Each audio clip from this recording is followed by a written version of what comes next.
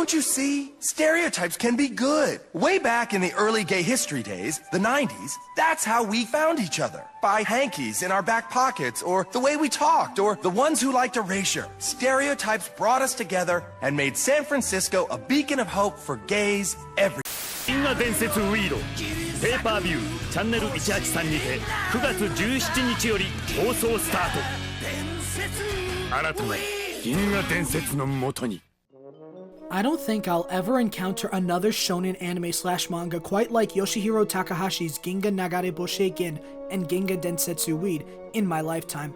Originally released in Weekly Shonen Jump alongside juggernauts like JoJo and City Hunter, the Ginga series is an odyssey following the legend of the Bearhound bloodline and the members following the leader of O.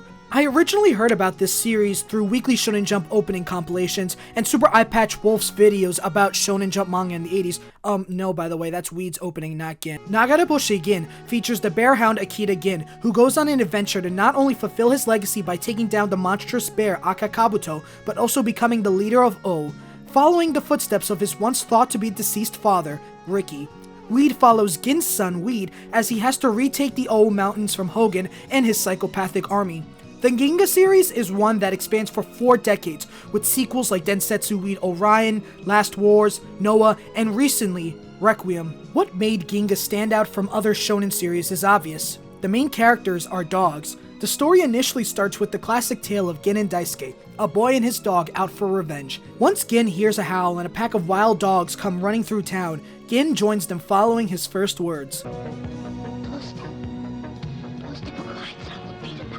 Since then, the Ginga series builds up the soldiers of O, the many characters joining it, the prefectures they come from, and the descendants that take up the mantle and carry the will of Ricky and the fight against the bears, and other threats such as monkeys, Russians, other dog gangs. Ginga's not only remembered and loved for having an array of cute dogs, it's looked back on for its gruesome no-holds-barred violence, its interesting fight scenes, and how its dynamic is heightened by them being on 4 legs rather than 2, and the cast of characters that anyone can fall in love with. If a lot of battle shonen manga is considered the equivalent of dangling keys in front of a baby while they clap their hands drooling, watching Ginga is the anime equivalent of taking said baby to the animal shelter to adopt the dog, but the baby just terrorizes the dog. It's almost impossible to come out of Ginga without finding yourself loving the characters, let alone finding one character that you ride or die for. One that you will go, point at, and say, I want to adopt you. Some Nagareboshi Gin fans found themselves loving the snarky coolness of the purebred John, the comic relief silliness of Smith, the ninja dog Akame, or even loving the cute couple of Ben and Cross, and freaking out whenever Takahashi pulls a bait and switch with Ben. Several times. Some Densetsu Weed fans would find themselves enjoying the brash and rude behavior of Kyoshiro, aka Dog with Shirt, the sidekick energy British of GB. Oh, I know Roger's favorite is Rocket. Roger loves Rocket. Weed, I must inform you, Goon's house is arriving, and they will decide whether you'll be bus or sus. Everyone watching, we need to get Goon's House to 100k. I repeat, please get Goon's House to 100k subscribers immediately. Or even loving the little baby known as Chibi in Gin, who grew up to be the noble leader of the Koga, Teshin. One of the most popular characters that everyone points to and almost everyone loves in the fandom is the assassin dog Jerome. Jerome can be defined as a dog simply looking for a place to die peacefully, whether it's helping Weed become a strong leader and fighter, to eventually looking out for himself yet still helping Weed from the sidelines. Jerome is someone regarded as a dog with honor, pride, perseverance, and honor. Someone who is a natural-born leader but lets Weed take the spotlight in his own journey and helps him with his battle for O, a trained assassin pack leader who knew that sacrifices were to be made for his cause, yet still bears the burden of his teammate's death. I single out Jerome and give him a little spotlight because, to be honest, Jerome is the embodiment of what's so great about Ginga, and more importantly why Takahashi is such an amazing writer. More importantly why Ginga is key to this video. Ginga is able to tell a story of bravery, camaraderie, family, friendship, and have themes of drama, existentialism, coming of age, and death, all told through the lens of dogs, and it's great. Ginga is a testament to the world that animals have as much of an impact on storytelling as their human counterparts, especially dogs. That dogs, like humans, can tell human stories and represent something so much more due to not being limited to human standards or features, becoming something else, and for some of us, becoming a beacon of storytelling. Dogs like Jeromu, GB, Teshin, Roger, even Dog with a Shirt, all can tell human stories. They all can leave a mark on a human life and make you enjoy and love their story despite being a different species, regardless of the theme. It can be any theme and it will still work. So, what if I was to say that there are two dogs that represent queerness in a unique way, and both have completely different interpretations to me and queer people? Dogs that both show clear LGBTQ representation and vague interpretations of queer stories. One, where the curtains are Goluboi.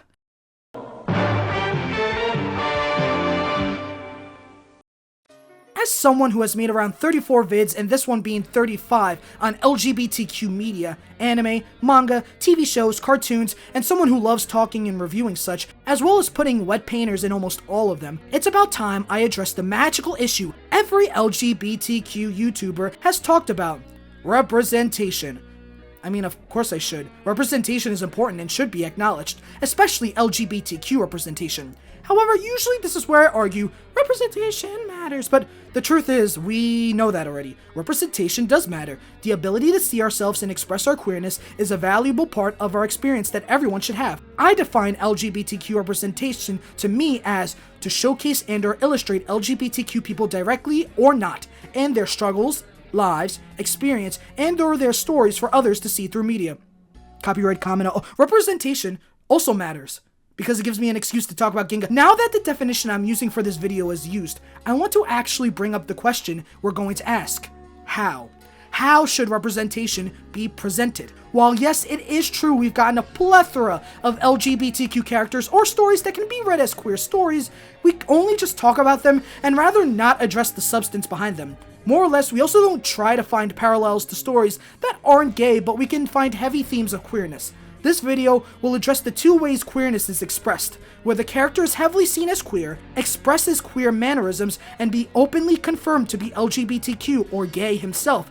The other, one that is no way, shape, or form queer at all, but rather is queer because of accidentals, cultural backgrounds, and also the environment and society the character is birthed from. And to say they're pretty polar opposites is kind of an understatement, as the only thing these two have in common is that they're both dogs. Who doesn't love dogs? We got Koromaru, we got Bond, we got sorry I'm neglecting you, Torgal, we got this dog, we got this dog, we got this dog. We're gonna focus on the gay dogs. Our first one is an expected one. If you were one of the few kids who wanted to stay up past 12, tune into Adult Swim to catch the cool anime like Bleach and Cowboy Bebop, and stumble across a niche anime that no one even talks about today, Kekkaishi.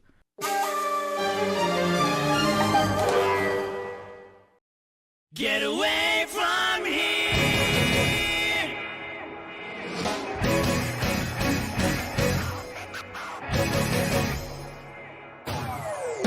I do want to give Kekkaishi its own spotlight, as it's a series that has been swept away by age. I haven't seen anyone really talk about it, and the only videos that I see covering it is the Discotheque trailer for the Blu-ray and Anime America's video, which is pretty dated.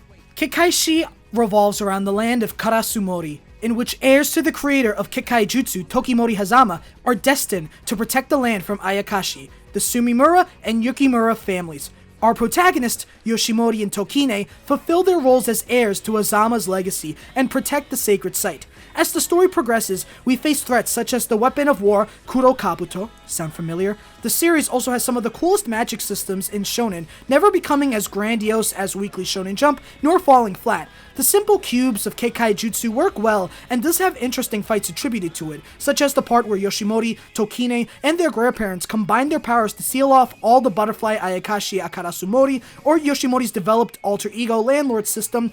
Oh, and also the time they stop a cockroach with their Kekkaijutsu. That was a pretty funny episode. Aside from that, the shonen also shows a romance blossom between the two protags, and it's neither forced, rush, or flimsy, as we're able to see them develop their relationship with their past as childhood friends and their aspirations/goals as the heirs to Hazama. The manga is also more episodic and slower in its pacing, as it jumps from major arcs to some slower and casual arcs, balancing the shonen battle aspects of the series while also highlighting the casual lives of the Kekkaishi, helping Ghost in real time. My name is Julia. I'm a sissy. With this, a cast of simple and fun characters to follow along with, and a pretty solid anime that follows the first 100 chapters pretty well, Kekkaishi is just another cool shonen to check out, especially if you like that demon/exorcist hunting aesthetic of Bleach, Demon Slayer, or Inuyasha. Fun fact, Inuyasha and Kekkaishi shared a magazine publication in Shokaku-kan's Weekly Shonen Sunday, so they're kinda connected. However, to me, what made Kekkaishi stood out to me aside from the fight scenes, the romance, and the fact that it was on Adult Swim before Toonami took off, was one character that caught my eye the minute I learned more about him and watched his backstory unfold. The character that inspired me to make this video, Madarao. Madarao is the wolf Ayakashi spirit entrusted to guide Yoshimori on his journey of becoming the successor of Hazama and guarding the Karasumori site. Madarao is characterized by his laziness, his unenthusiastic mindset when it comes to helping Yoshimori, and always happy to insult and prove himself better than his younger counterpart Hakubi. However, Madarao also carries a level of sass, arrogancy, and an ego. Madarao will always be quick to put down Yoshimori for a stupid idea or correct him and berate his intelligence. Madarao is a very interesting character and does have personality to him, but there's another factor as to why I'm attached to him. He's gay. He's gay, just like me, and to explain, we have to go into his backstory. A long time ago in the mountains, Madarao, known as Ginro, lived alongside his mate Koya, in which they used to hunt deer all the time, and even gushed about how there's so much deer on the land that they can live there forever and never run out. However, one day, humans invade the mountains and overhunt and destroy the land, making the mountain inhabitable for the wolves. Despite Koya's original resistance, Ginro and Koya move outside of the mountains and try to hunt. However, Ginro does not eat at all, despite Koya's push to get him to eat, and unfortunately dies of starvation. This causes Koya to go into a fit of rage, attack a human, eventually killing himself because of the encounter. Ginro's soul is unable to move on, and is reincarnated as an Ayakashi wolf haunting the mountains. Koya then returns to the mountains, and they reunite.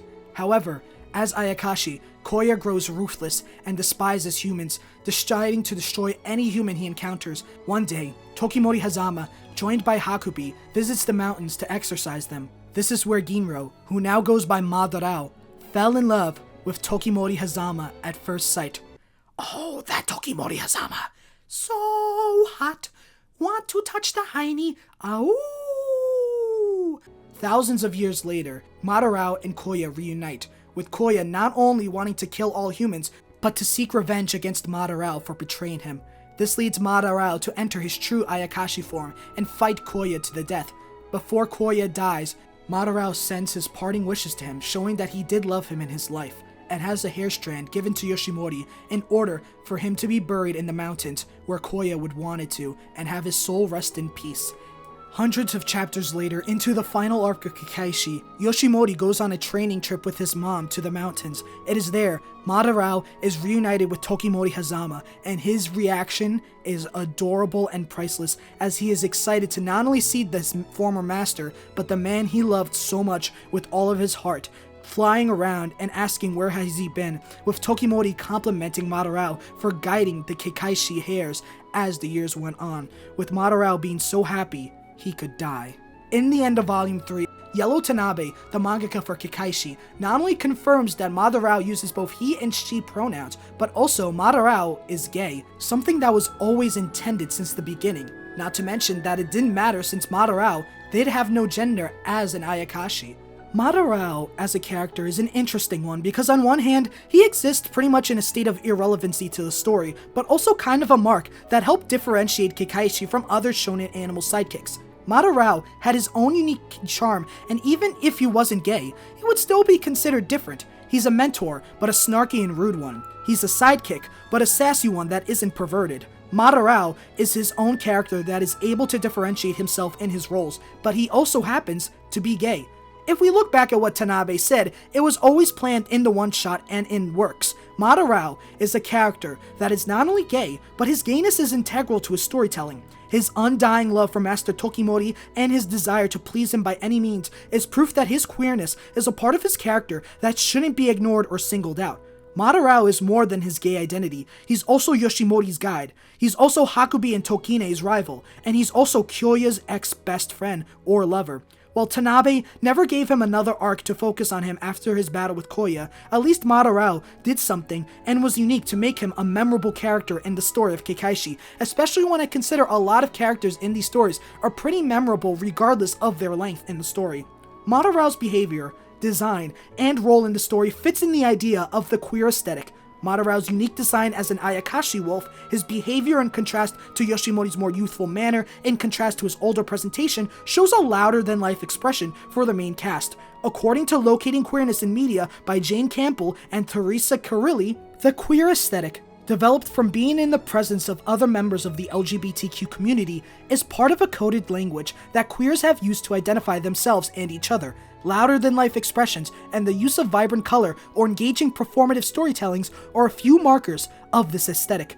There is an overall sense of fun and playfulness, rooted in identity, masking the underlying fear that one will be discriminated against. Madarao is here and queer. We all know it. However, you have to watch the show to know it. He's loud and proud, but he isn't the pride flag waver, nor is he one that brags about it, nor is he the villainous gay or pathetic gay other. He's Madarao, and I love him for it.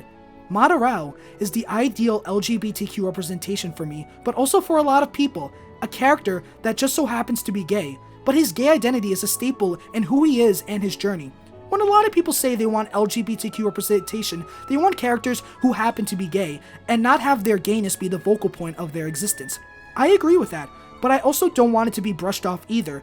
And no, it doesn't mean that I necessarily need a romance in the story, but rather have their queerness a part of their character, have it be their motivation, their drive, and a part of why their character is who they are. It's okay that they're not waving a pride flag or just going they're gay, because knowing that there is a gay character out there, being themselves and having that as a part of their character, works. That's good enough for me. Let alone from the fact that it's an anime, which at the time of my life was the biggest hobby for me. Madarao was an openly gay character outside of BL and GL series. He was someone who wasn't censored or straightwashed. He was Madarao. He was him, and that was important to me. And this is where things get personal. At the time, I was really into anime. I would watch the finest episodes of One Piece in Ouran High School Host Club, and the highest quality YouTube 1 out of 3 small box with another highlight, something like that, just like that, all the time, as well as also just watching clips and cuts such as 4 Kids Censorship Wrong, or Top 10 Craziest Anime Deaths from Watch Mojo. However, I was realizing that I actually like dudes. Thank you, Sonic the Hedgehog. And there was no LGBTQ characters outside of BL or GL. However, when I watched Adult Swim and saw the anime there, I saw Madarao, and that connected to me. Madarao was a gay person like me. He was gay, he openly loved a man, and I connected to that. Seeing Madarao was great because I saw myself. Yeah, sure, it's minuscule and I can be represented easily by Yoshimori since he's also cool, but Madarao has a special connection to me and I love that. Madarao is my boy. I love him. He's literally the dog I would want to adopt. He's a gay dog, and I love him. It was not only cool to see a gay character, but also to prove that gay people cannot just be romance characters, they can be heroes like Madarao. Despite his minimal role, I still felt connected and strongly attached to it. I do love Kekkaishi on its own, I think it's great, but I don't think I would have loved it or connected with it personally without Madarao. Like I said, he's my boy, and I love him. People might be a bit turned off by the fact that Madarao wasn't created by a queer creator itself, but like I addressed with my Toku to BL video, it's totally okay. Anyone can write an LGBTQ character, not to mention after Kekkaishi, Tanabe tackled queer characters again in her other manga, Birdman. Birdman on its own is okay. I wouldn't say it's better than Kekkaishi. In fact, I would say it's more akin to Gantz Jr. with the designs of the suits, the way the blackout hours work, and all the grouping and all that. Showcasing a transgender woman as a character, Marilyn. Aside from giving us a backstory, showing her connections to now Yuki, and how she helps the protagonist, she's also visibly trans. Marilyn even states she wants to be like Marilyn Monroe. She's sassy, she's helpful, an ass that won't quit. You got an ass that got bit on the tit. Somebody wrap this bitch up in a carpet! Marilyn and Madarao prove that sometimes the best LGBTQ representation can not only be made by cishet people, or presumably cishet, we do not know, or they can just simply be a gay character whose gayness is a part of their story. I want to shout out NotSoCoolio7282 for bringing this up to me. It shows that Tanabe does know how to write LGBTQ characters, and that as representation, Tanabe is really good and valid as other queer characters. However, whereas Marilyn didn't have internet, by that I mean anime, Madarao got an anime. His impact was felt farther, and especially to me. To conclude, Madarao is a great LGBTQ representation. He's a character that is gay, but his gayness is directly tied to his story. His queer identity isn't an accessory to look different, but rather a crucial staple as to why he's the person he is. Because of this, his character works and feels as authentic as possible. Madarao is awesome, and I cannot thank Tanabe enough for creating someone like her. Madarao is a symbol of the best form of representation, a gay character whose queerness is a staple of his character identity, but also has more to him than such. It's something you can't erase from without ruining his whole story. Characters whose queerness isn't their vocal point in a story, but also still a part of them, is what we need, especially when it comes to visibility. However, if the video was just about Madarao, it wouldn't be as long as it is. There exists a second part of the spectrum about queer representation, symbolism, and story. Queerness in which there is no way, shape, or form queer at all, but rather it's queer because of accidentals, cultural backgrounds, and also the environment and society the character is birthed from. This is a character who is a representation of queerness because of the social standards and normalities within his existing country, lack of knowledge on LGBTQ identities, and then suddenly becoming gay because of sensationalism. It's also queer because of the fact that even if you change or adapt its story through a queer lens, almost nothing would change, and it sometimes can be considered a story about LGBTQ identities. More so, it's perfect as it is. And it's me, Pompey!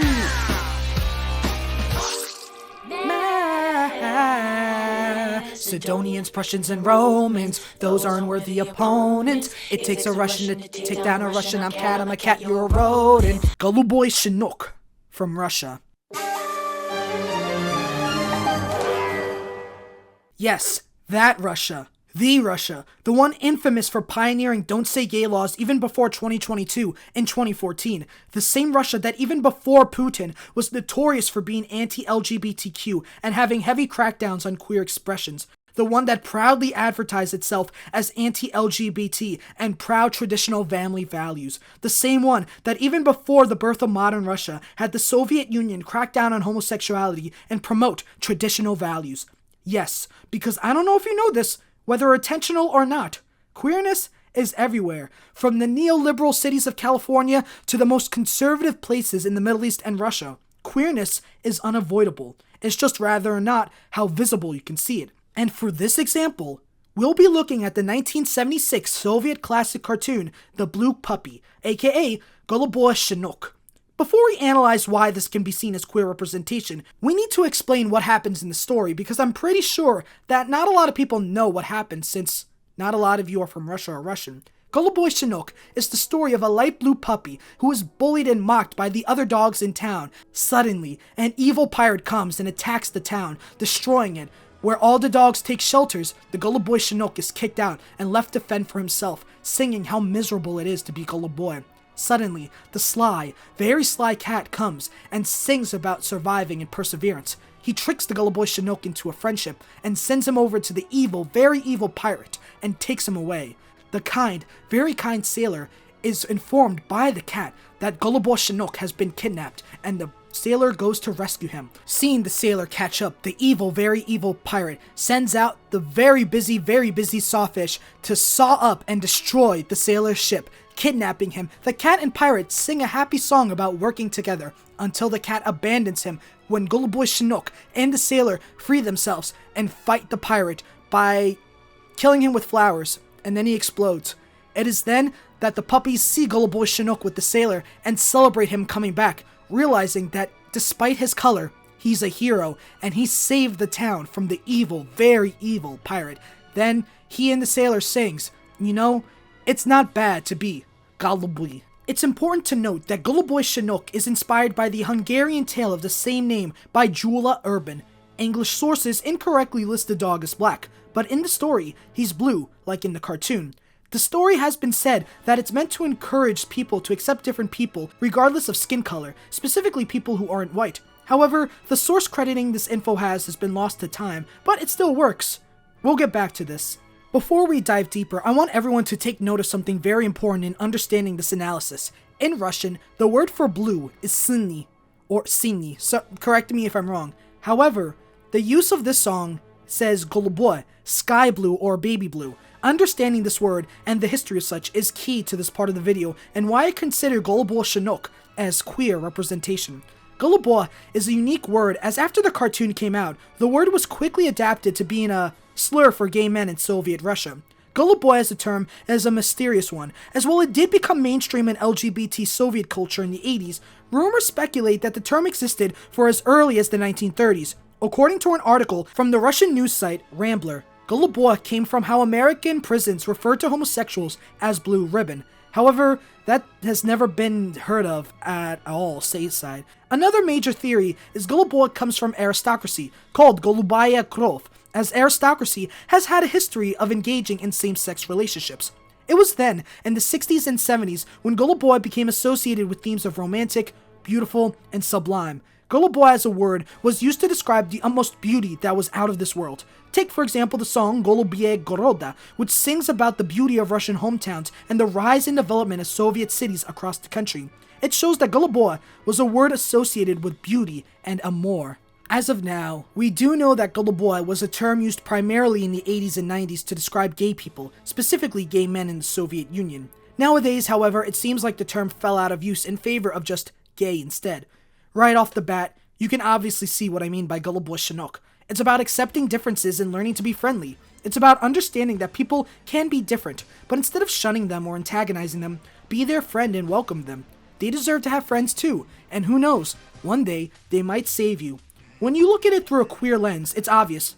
That puppy is a homosexual. It can be interpreted and seen as a gay dog not being accepted, kidnapped by a pirate, and only saved by a kind sailor, who, funny enough, is white, pink, and blue in his design, like the trans pride flag. Through working together and stopping the evil pirate, the gay puppy and trans sailor can prove to the other puppies that Goluboi щенок is a hero, someone who deserves to be loved and cared for, and protects his town from the evil, oh so evil pirate. The story is a happy ending, and the positive message of accepting others despite their differences, including LGBTQ people. I thought that was a Norbit ad, I swear to God that was a Norbit ad. Of accepting others despite their differences, including LGBTQ people. Okay, so now I know what you're thinking, especially if you're someone from the West like me, someone who's never been exposed to this cartoon. Goluboi щенок is some Russian gay icon, and it's a celebration of all LGBTQ Russians, of a brave dog, in which no one will trade their snack pack for a banana, how he's the only one who considers Donkey Kong the best game ever, and a sea of people who think Mortal Kombat on the Sega Genesis is the best game ever.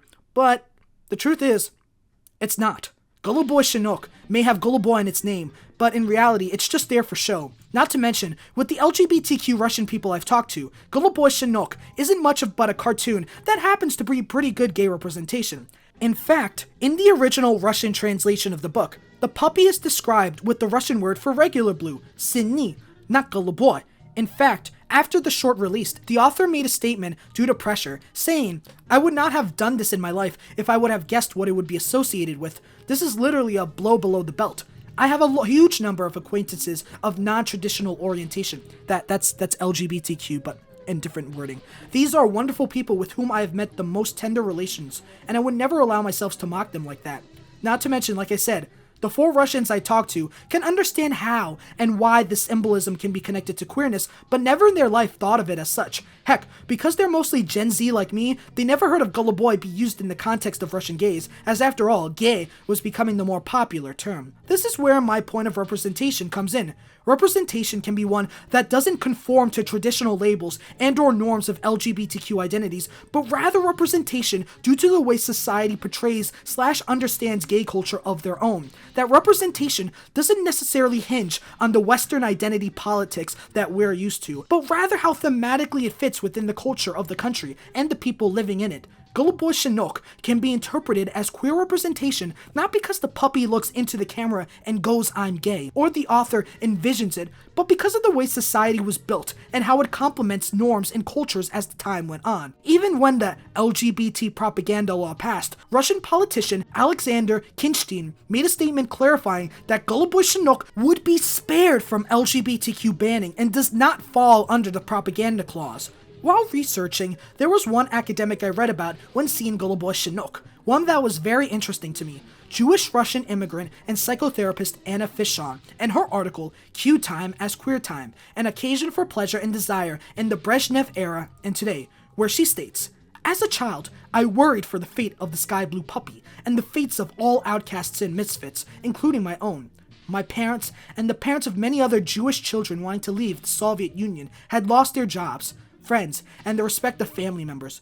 Gazing into the ink spot eyes of the puppy on the record jacket and humming his melancholic tune, I nursed the dim awareness of our impending refugee status and consequent dissolution of social ties, loyalties, and material life. Here, I would like to mark, despite possible protests of so what, that queerness shared by the abject, defective, read gay, blue puppy, and Jewish, soon-to-be ex-Soviet citizens, especially if queer refers to the non-normative logics and organizations of communities and subjectivity, a deviation of sense, and acts that disturbs dominant categories, assimilationist strategies." She also goes into detail about how Голубой щенок has queer aesthetics and themes.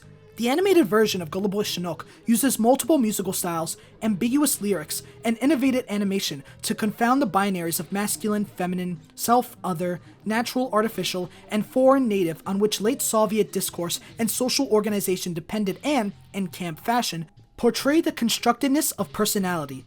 The sailor's love of traveling the blue, Голубое sea, instantly marks him as an ally of Голубой щенок and a hero of queer temporality. What is more, he is a sinewy 18th century dandy type, singing in breezy and broad-voiced musical theater style while perched on a swan-shaped pink confection of a ship, clad in epicene blue and pink macaroni fashion, complete with the tricorn hat, butterfly, roses, and parasol.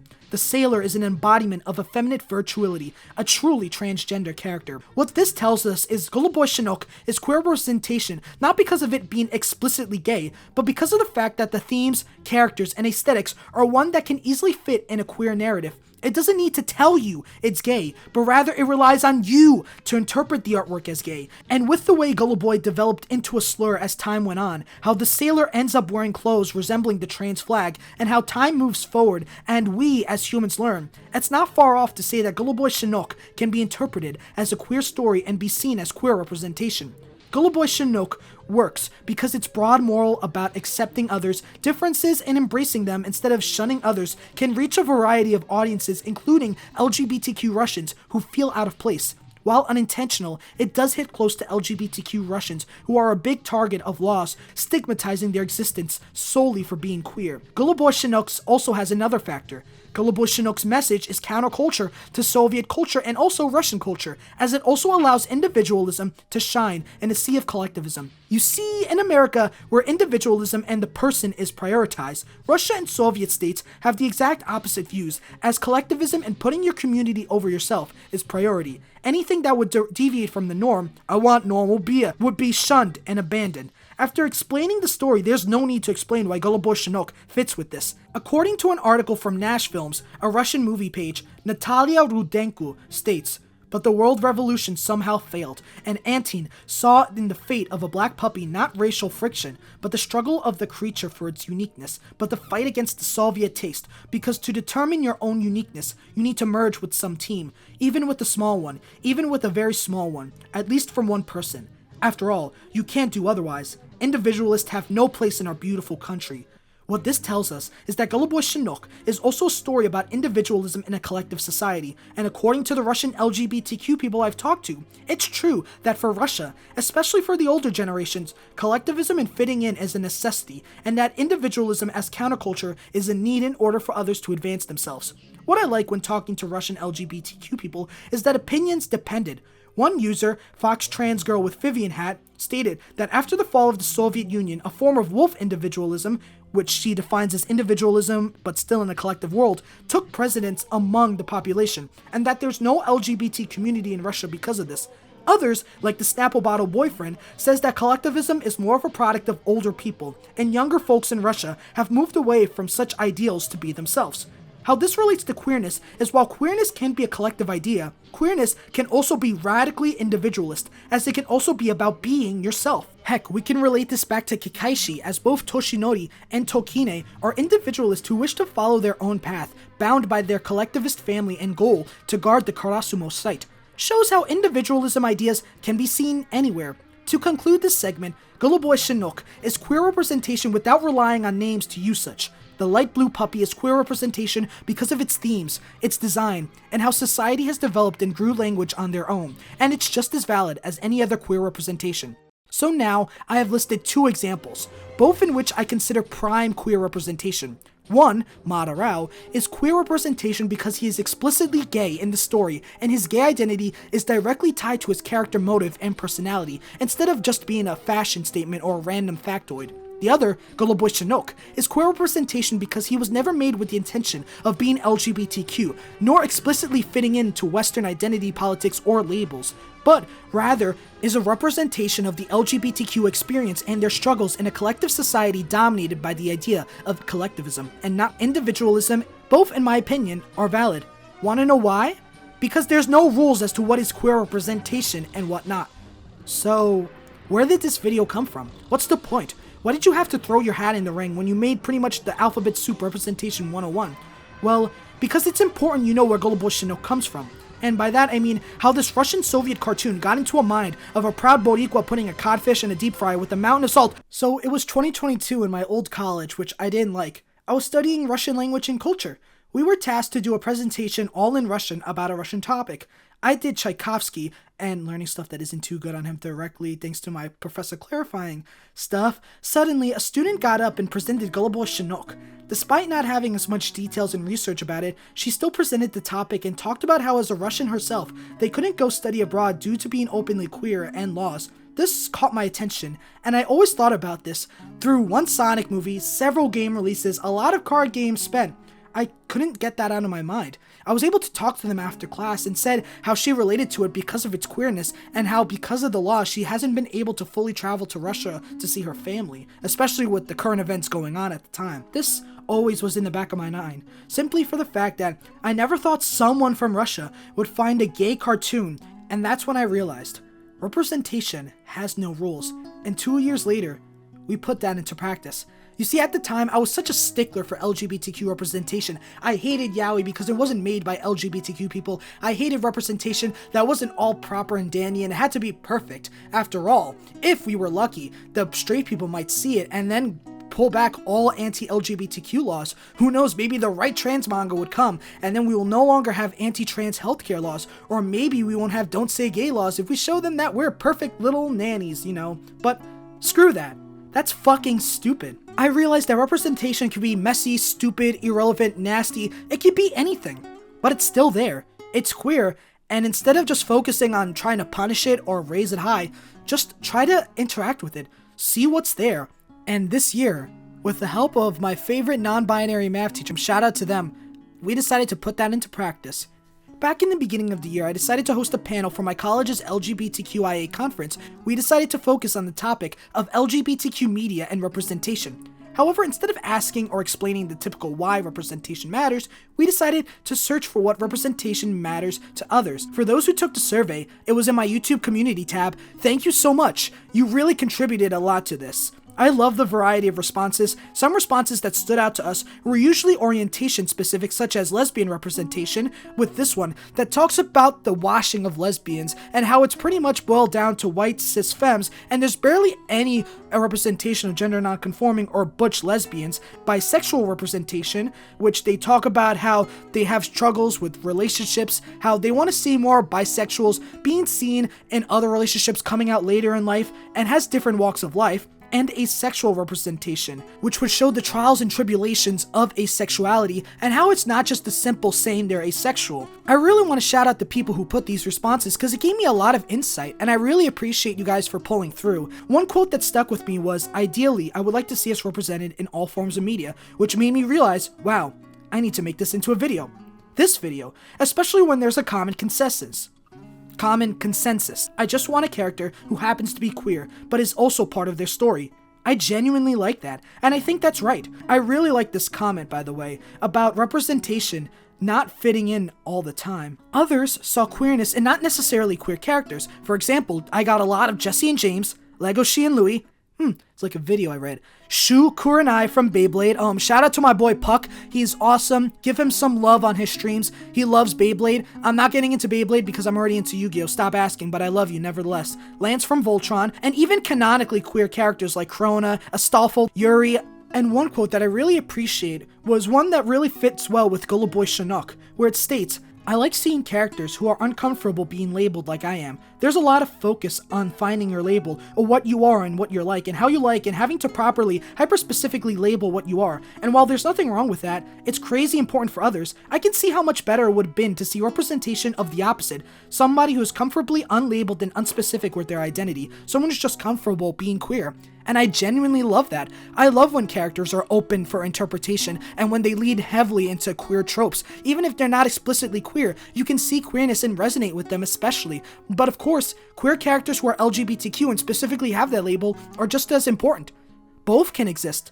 I love both, because there's someone out there who will attach themselves to a character like I did with Madarao and find comfort in them. Someone that can tell them that you are not alone indirectly, and someone that can tell them that you matter and that you have an identity and you deserve to love yourself in every form of the way. Going through all these responses and seeing so many made me realize why I made this video. More specifically, why I chose Madarao and Goluboi щенок. Representation discourse and yelling about what we need and what we don't need is like Fire Emblem 3 House discourse. It's broad, sometimes stupid, never ending, but it's fun. It helps us expand out of ideas of who we should be and what we should be. Instead of arguing on what is good or bad representation, talk about what do you feel represented by. Queer people are not a monolith. We're a human. We're everywhere from the rural towns of Japan to the cold cities of Russia. We all have different stories. We all have different ways of how we want to be seen. So why not try all of them? Show as many routes as possible and don't try to frame what's right or wrong. Representation isn't a strict rule or a guideline. Representation is not black or white, or rather, blue or white. It's a rainbow. It's a world where our queerness connects us, and through these connections, we are able to learn our lives, our experience, and who we are. Sometimes LGBTQ can be directly stated and visible or vague and left for interpretation. It can be full of sex or sexless activities, pride parades or simple get-togethers, couples or just self-discovery. What matters is we can see and interpret ourselves in these stories. While I'm recording this video, I just took a break and just go, this is really it. I've been through 4 years of this channel, 2 years discussing queer LGBTQ stuff, and now I'm finally really realizing it. I made all of these videos to share about queer identities, to tell people that their stories are being told, but little did I realize that I'm not fully doing it because even to this day, our stories are being told. Sure, it might not be the number one 100% representation, and maybe it's unlabeled, or maybe it's fully LGBTQ represented or labeled, but they're still being told. Someone's story out there is being told, and someone's gonna find a character and go to them and feel connected. They're gonna not feel alone because of that character. They're gonna see someone and go, that's me, and I love them. It's gonna be a character that tells them that you deserve to live who you are. You deserve to be happy, and that's important. And God, I'm really happy I'm making this, because that's what I feel about the two characters today. When I see Madarao or Goluboi щенок, I not only see my two ideal representation of queerness, be it directly or accidental, but more so how this definition expands, how there's so much more characters out there, how there's so many settings in the world where queerness isn't explored yet, and also how many people's stories are yet to be told.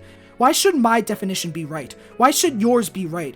I know LGBTQ stories have become increasingly stigmatized and difficult, especially with anti-LGBTQ laws passing day by day, but if you want to share your story, go for it. Don't be afraid to tell your story. I know it might be scary, but at the end of the day, it's up to you to tell your story. Maybe it can be writing your own series, making your OC, making a ship video about Sonic characters, Beastars characters, Wizard of Oz characters, or Ace Attorney characters.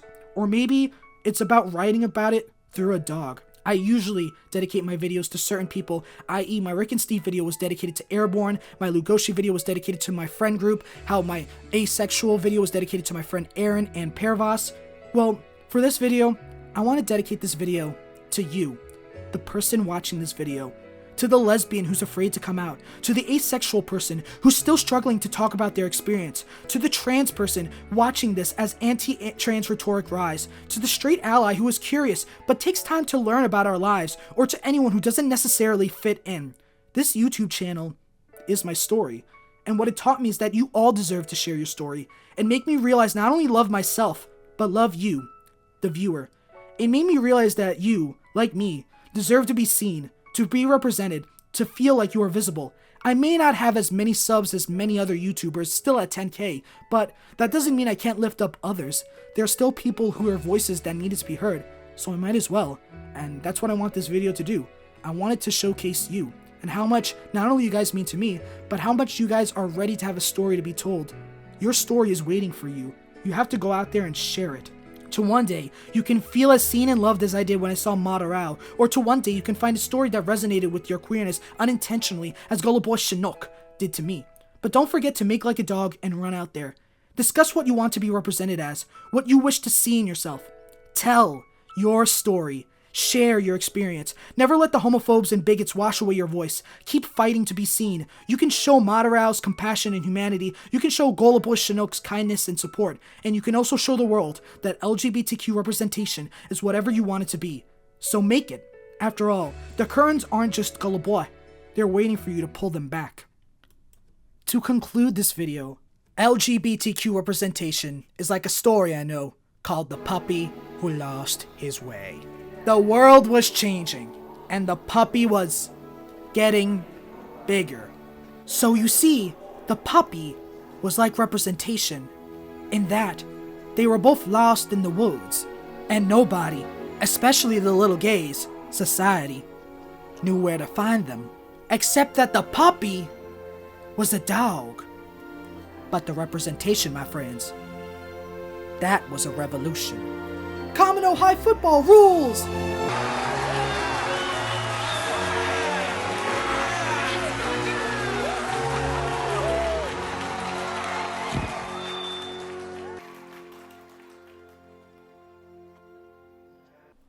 Mr. Kamenoo, what you've just said is one of the most insanely idiotic things that I have ever heard. At no point in your rambling, incoherent response were you even close to anything that could be considered a rational thought. Everyone in this room is now dumber for having listened to it. I award you no points, and may God have mercy on your soul.